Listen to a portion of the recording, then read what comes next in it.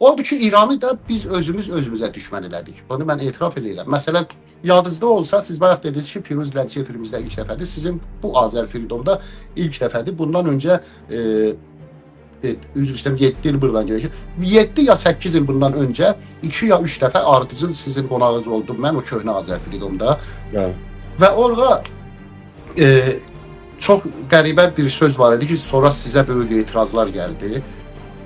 Nədən? Orada mən dedim ki, Ayətullah Xameneyi deyir, biz ona görə Ermənistanın tərəfdarıyıq ki, biz izin verə bilmərik Azərbaycanlılar Qarabağı geri alsınlar.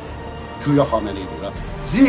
Zira Qarabağı geri alsalar, sabah da Təbrizi istəyəcəklər. Sizin o çıxışdan sonra bilsin nə qədər mənə zəng edib çəkirlər, hələ oxuyacaqlar.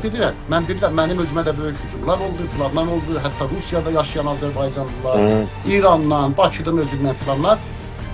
Bu bir yalan idi, Qurban bəy. Çox təəssüf ki... Yox, bu yalan sizin efirdə getmədi ha. Bunu deyil, sizin efir 10 ildən sonra getdi sizin efirdə. Bu yalan 10 il öncədən yaradılmışdı və o yalanın yaradılmasını mən yaratmışdım. Niyə?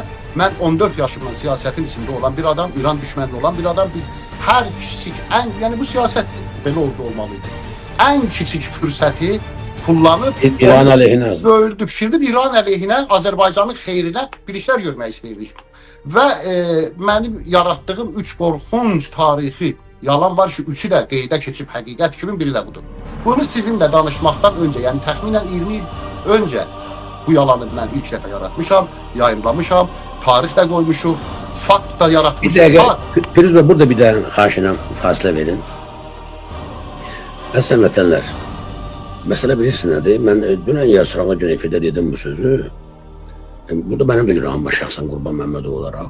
İran-Azərbaycan münasibətləri, daha doğrusu İran haqqında Azərbaycan ictimai rəyin yanlış istiqamətdə formalaşmasında sağ olsun Firuz bəy indi özünün müəyyən səhvlərini etiraf edib. Bu çox vacib məsələlərdir bunlar. Mənim də şəxsən rolum olub.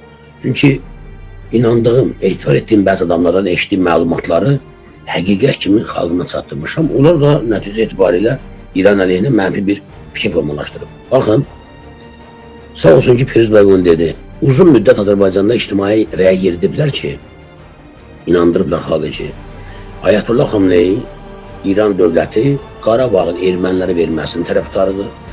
Ermənilərin yanındadırlar. Azərbaycanı ittiham edirlər. Neyini belə şeylər yarışmaqla xalqımızda İrana qarşı yanlış olan, əsassız olaraq düşmən bir fikir formalaşdırılır.